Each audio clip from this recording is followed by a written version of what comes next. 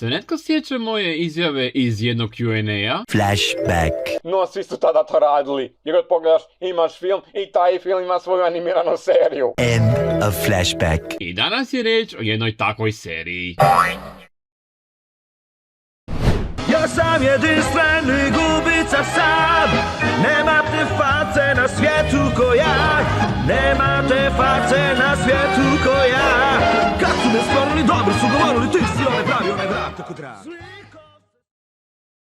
Dakle, ako neki od vas nemaju blagog pojma što je to maska, sad ću vam objasniti. Originalno je to strip nastao od izdavačke kuće Dark Horse Comics, gdje je istoimeni junak prikazan u dosta brutalnim situacijama, gdje je kao negativac ubijao one koji su naudili nositelju maske. Baš onda super stvar da su autori filma odlučili pretvoriti ovo u komediju i ujedno iskoristi Jim Carreya na maksimalno, gdje maska više ispada kao junak koji umjesto da ubija ljude, on ih sređuje koristeći logiku iz crtića da bi osvojio djevojku. Naravno, film je zaradio jako puno novaca na kino blagajni i gospoda su htjeli zaraditi još više novaca sa lansiranjem animirane serije za djecu. I danas ćemo zavidjeti u prvu epizodu ove serije, koja, biste vjerovali, ima hrvatsku sinkronizaciju. I ne, ja ne izmišljam neku tamo priču, jer ona zaista postoji. E sad, otkud? Pa od ovih dviju VHS kazeta, koje su bile izdane od strane VTI Pro Bela, koji su inače kod nas izdavali Hanna-Barbera crtiće. Također, sinkronizaciju je režirao Otto Karlevaj, što znači da je serija bila u dobrim rukama. No zato konkretno pogledamo u prvoj epizodi pod nazivom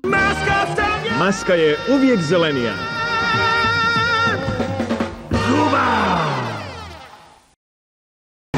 Svješak neodoljiv, ja sam stvarno neponovljiv. Moja figura i bravura i ova frizura. Ok, prvo što vam vjerojatno upada u uho, uvodna špica je sinkronizirana. Da, tako je, i pjevaju Goran Kačurov, koji ovdje odrađuje jednu ulogu. Također što je zanimljivo da je ovo jedina serija koja ima prevedenu uvodnu pjesmu na kojoj je radio Otto Karlevaj. Labuđa princeza je film, samo da se zna. I još jedna zanimljivost, u VHS izdanju prva epizoda traje 40 minuta, a inače je dvopart. I također naslovi su izbrisani, što znači da je ovo određeno kao i Justice League prva epizoda, kao neki film. Kako to da je najviše što dobijem od ženskog društva smrad iz usta moje gazdarice? Mogao bih navratiti do banke vidjeti Matildu. Idemo van u petak. Ne baš van, ali složila se da je mogu otpratiti do njezinog automobila. To se zove biti jadnik. O, vidi, pa to je Franjo Kuhar. Baš zanimljivo da je njega odabrao za ovu ulogu. I ti, koliko puta ti moram reći?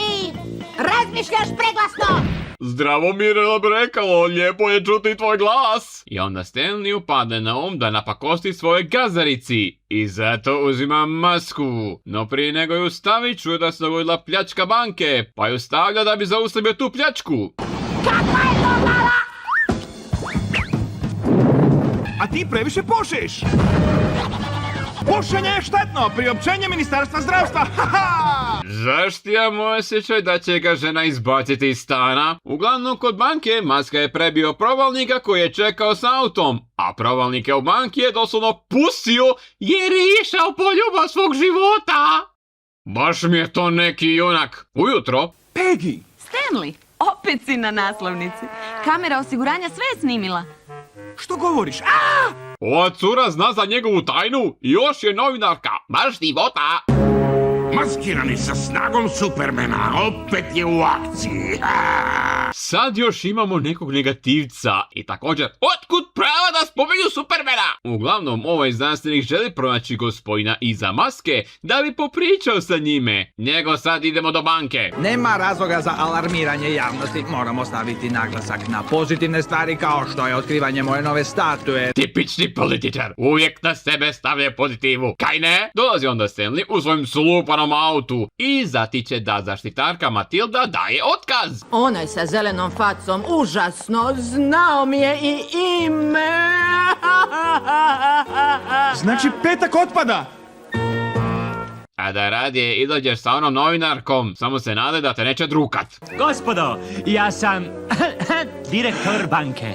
Drago mi je zbog tebe, frajeru, ali ako me zaraziš tim tvojim kašljucanjem, pokazat ću ti kako se mi igramo gumenim crijevom. Ako misliš da je to zabavno, promisli bolje. De čovječe, uspori, jedva te mogu pohvatati, ali opet, baš je smiješno. Uglavnom, gospodin inspektor sumnja na Stanleya da je maska, no Stanley naravno to negira. I također su to sve promatrali ljudi od negativca i javili mu sve. I negativac je poslao svog Frankensteina po njega. U svom stanu Stanley razmatra da se riješi maske, jer mu uopće ne pomaže, jer kako ispada, maska uopće nije sredio kriminalce, niti je osvojio curu, tako da je bacio u cement gdje je trebala biti stavljena statua od gradonačelnika. I čini se da je Stanley sretan bez maske, dok njegov kolega direktor banke nije njega stavio da bude kućni majstor za neku kuću gdje je sve robotizirano.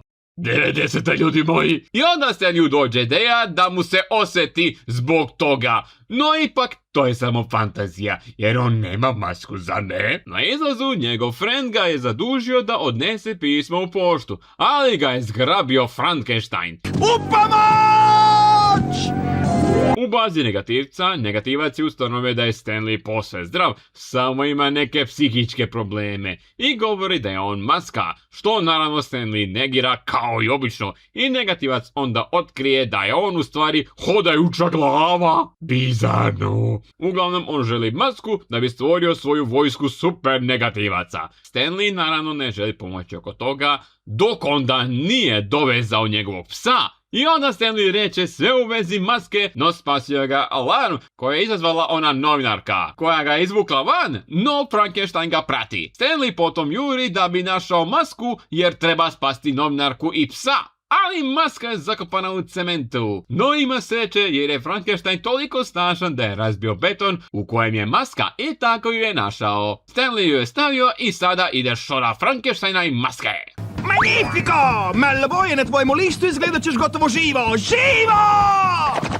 Bože, tko bi rekao da Franje ima svoju smiješnu stranu. I uglavnom zaustavio ga je tako što ga je zacementirao. Potom juri spasti novinarku, a i usput je malo izmlatio negativca. Malo poslije... Hej, što to radiš?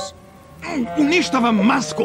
Još uvijek se želi riješiti, a upravo je napravila nešto dobro. No, naravno, posao zove i maska je ostala kod njega. Negativac ga prati do kuće gdje se je robotizirano. U redu, Charlie. Kuda ide crvena žica? X čovjek. Je li ovo prekriveno X-meni? Uglavnom negativac se uvukao u glavnu kontrolu kuće i pokrenuo sve u kući da napada Stanleya. Policijska uprava, slušamo vas. Pomozite mi, zovem se Charlie Schumacher, zarobljen sam u kući koju kontrolira maska. On je iz svega ovoga. Sad još želi smjestiti maski! I je li to rekao Schumacher? Stanley pokušava staviti masku, ali negativac mu to ne dozvoljava. No ipak ju je stavio i sada ide riješiti stvar. Mora da je vrijeme proljetnog čišćenja. Jedi svemirsku prašinu, robote! Sad još i Terminator! Ova se je krcata referencama. Pripremite bacače suzavca!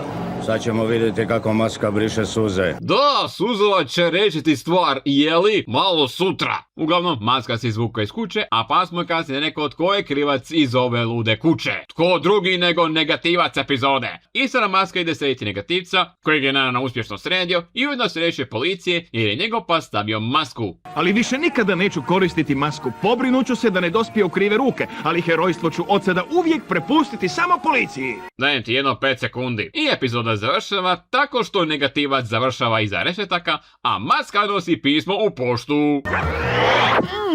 Baš sam guba! To ću tek ja presuditi. Ok, epizoda nije loša i čak me koji put nasmijala sa svojim crtanim forama, a i predstavila nam je glavnog lika kao nestabilnog, nesretnog čovjeka koji kada stavi masku postaje kaotično stvorenje koje se bori protiv kriminala. Malo luda premisa, ali opet dovoljno da zabavi djecu. A i hrvatska verzija je super, tko bi rekao da Franjan Kuhar može izvojiti sve one stvari sa svojim glasom. Svaka mu čast na ovome. Tako da ako negdje nabasate na epizode ove serije, slobodno je pogledajte. Do nekog drugog puta, pozdrav! Zeleno je boja koja paše svud. Još vam jedno ime laska, za njim sve ostalo kaska. Maska